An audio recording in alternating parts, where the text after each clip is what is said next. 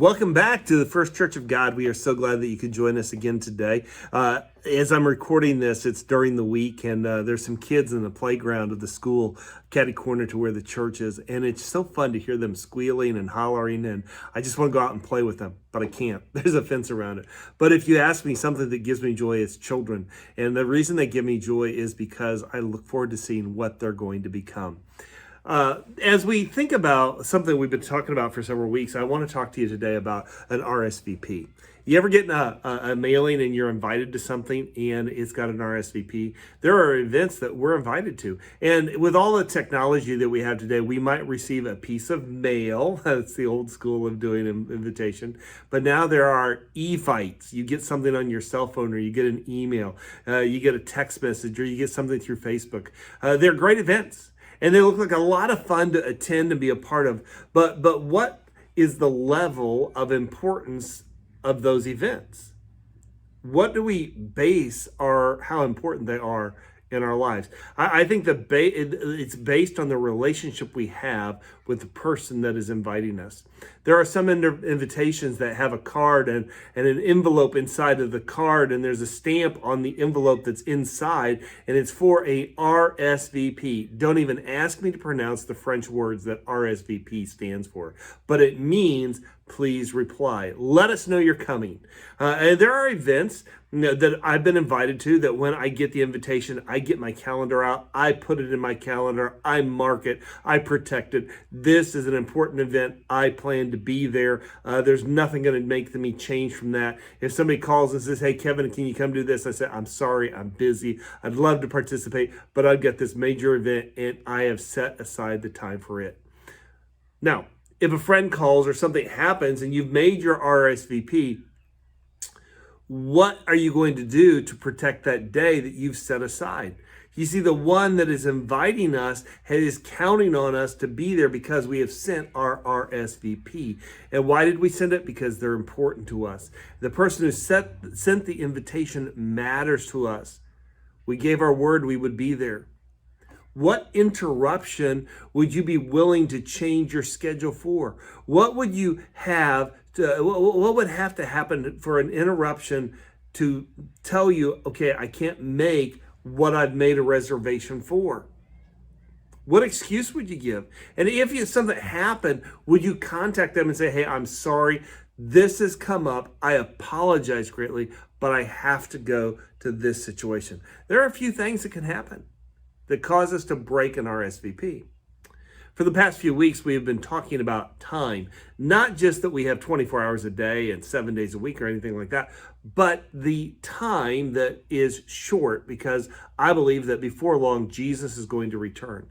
And when he returns, he's going to take those that have committed their life to him and are following him back to heaven with him. But those who have rejected him, rejected his invitation, they're going to go, but they're not going to go to heaven. So our focus over the last few weeks has been this whole idea that Jesus is going to return. But wait, let's take that a little bit farther. Not just is Jesus going to return, but how much time do you or I have? Some of you have lived a full life. The Bible says that we are given 70 years, maybe 80. So anything beyond 70 years, you're on borrowed time. We don't know when we are going to go and be with Jesus. But once we do die, if we die physically and we're a believer, it is appointed for man once to die, and after that, the judgment of God. During the 3 years of Jesus' ministry on earth, he spoke in parables. Parables are a figurative story with a very powerful point. And when we read a parable, I think it's important that we sit down and we figure out who is who in this story. Because somebody in every parable that Jesus taught, and Jesus taught always in parables, somebody represents God, somebody represents you or me. There's a character, there's something there that represents us, and it's important for us to figure out who we are. In the Bible, in the New Testament, there are two recordings of a parable that Jesus told. They're just recorded in a little bit different way, one from the other. One is recorded in Luke chapter 14, and I encourage you to take the time to sit down and read what Luke had to write on this, and it's verse 15 through 24. Do that on your own time. We're going to look at Matthew's account. Luke was a physician and a follower of Jesus. Matthew had been a tax collector and became a follower of Jesus. And we read Matthew's words in Matthew chapter 22, starting at verse 1. It says, Jesus spoke to them again in parables, saying, the kingdom of heaven is like a king who prepared a wedding banquet for his son. He sent his servants to those who had been invited to the banquet to tell them to come, but they refused to come. Then he sent some more servants and said, tell those who have been invited that I have prepared my dinner. My oxen and fattened cattle have been butchered and everything is ready. Come to the wedding banquet. But they paid no attention and went off, one to his field, another to his business. They seized the servants, mistreated them, and killed them. The king was enraged. He sent his army and destroyed those murderers and burnt their city. Then he said to his servants, the wedding banquet is ready, but those I invited did not deserve to come. Go to the street corners and invite to the banquet anyone you find. So the servants went out into the streets and gathered all the people they could find, both good and bad, and the wedding hall was filled with guests. But when the king came in to see the guests, he noticed a man there who was not wearing wedding clothes. Friend, he asked, how did you get in here without wedding clothes? The man was speechless. Then the king told the attendants, tie him hand and foot and throw him outside into darkness, where there will be weeping and gnashing of teeth, for many are invited, but few are chosen. Now, I find this parable very interesting because it begins with the kingdom of heaven is like. And this is not the first time that Jesus began a parable saying that. And I think it's important that we look at each and every one of those on their own at some time or another to see what the kingdom of heaven is going to be like.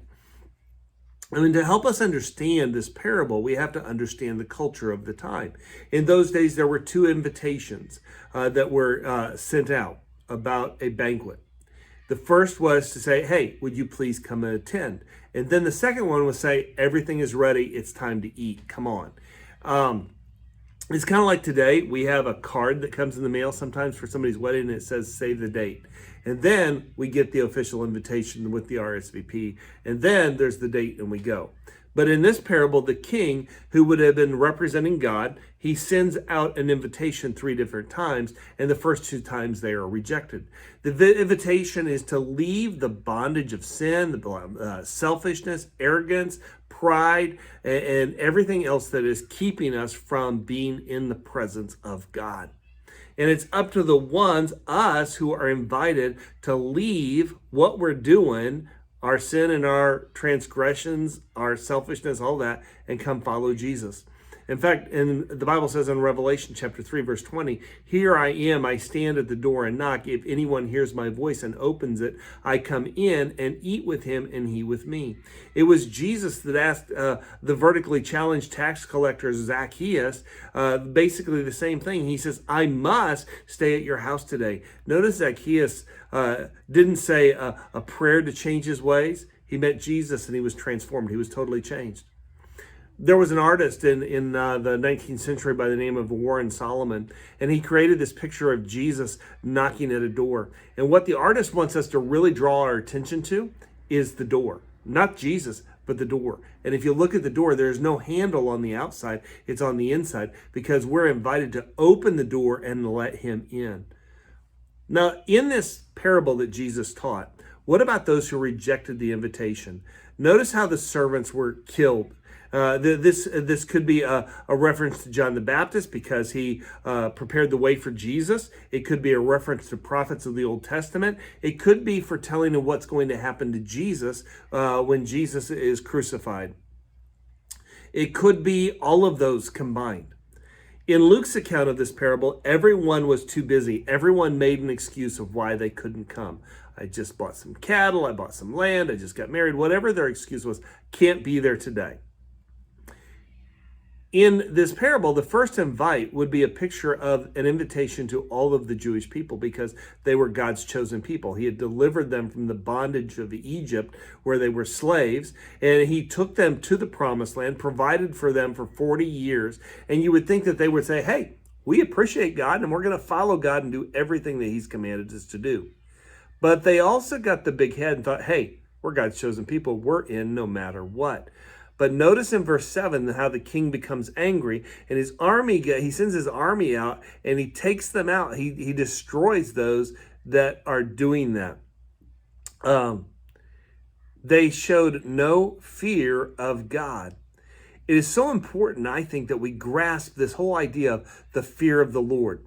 It's not a fear that God's going to zap us, but I think it's more important that we have this fear. The fear of God is not being afraid of him, but it's being afraid of being separated from him. The second invitation that goes out was for those who never thought they would be worthy to be invited. In the day of Jesus speaking, there would have been sinners and Gentiles, and so these would have been the people that would not feel like they were worthy to come in.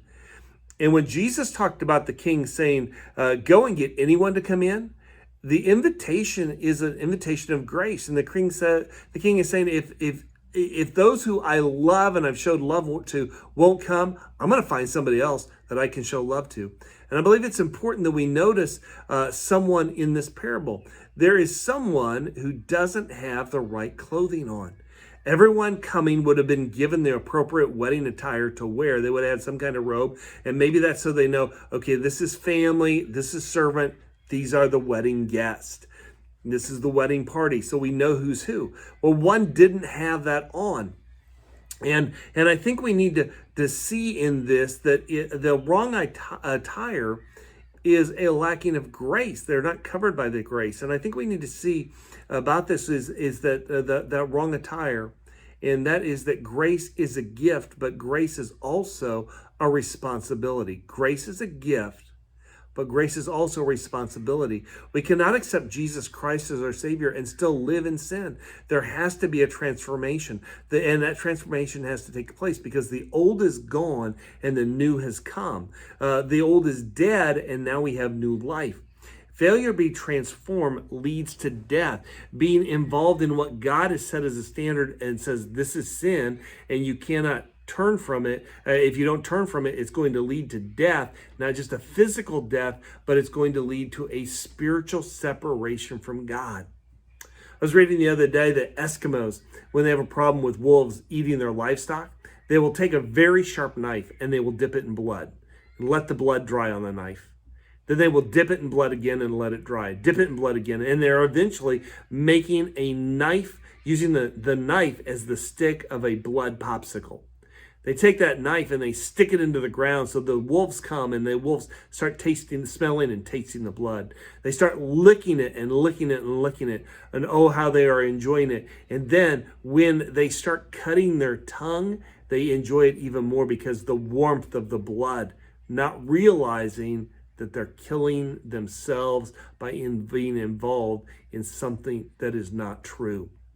Jesus came to set the captives free from the bondage of sin. And there are people who attend the church that you go to, the church I go to, the church I pastor, who are more likely to make excuses, and in the end they lose out. There are those who feel like, well, I go to church so I get to go to heaven. I give to church so I get in. Jesus warned in Matthew 7, verse 21, he says, not everyone who says to me, Lord, Lord, will enter the kingdom of heaven, but only he who does the will of my Father who is in heaven. Many will say to me on that day, Lord, Lord, did we not prophesy in your name, and in your name drive out demons and perform miracles? Then I will tell them plainly, I never knew you. Away from me, you evildoers. That's a powerful warning. Not everyone who talks about heaven and talks about Jesus has a relationship with Jesus. Jesus is more concerned about our walk than our talk. He wants us to do what is right, not just say the right words. And in fact, in James it says, don't just be hearers of the word, do what it says. I'm reminded in the Old Testament when Gideon had called his army back, God says, you got too many people, get fewer. And the ones that were chosen were those that cupped the water with their hands. And as they drank, they were looking up. They didn't have bragging rights after the battle that they were so successful in. In fact, they really didn't do anything but smash pots and blow trumpets and lift torches. But they had testimony rights. They could sit down with their children and grandchildren and say, you know what, we were not strong enough, but it wasn't us. It was God in us that made the difference. There are a number of people who are looking down because they don't feel worthy. And if you look at your own strength, you're going to keep looking down. Trusting Jesus doesn't look down or back. It looks up and it looks forward. Those who were brought in at last may not have felt like they had a purpose. Like some people today, they feel like they don't have a purpose. But let me tell you something. If you have a pulse, you have a purpose. For so long, maybe you felt like you would never amount to anything. And there have been people that said you're never going to amount to anything.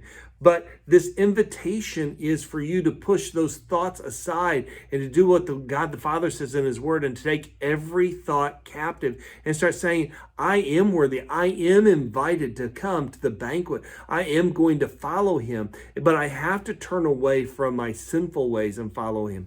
It's time to do as God's word tells us and take those thoughts captive.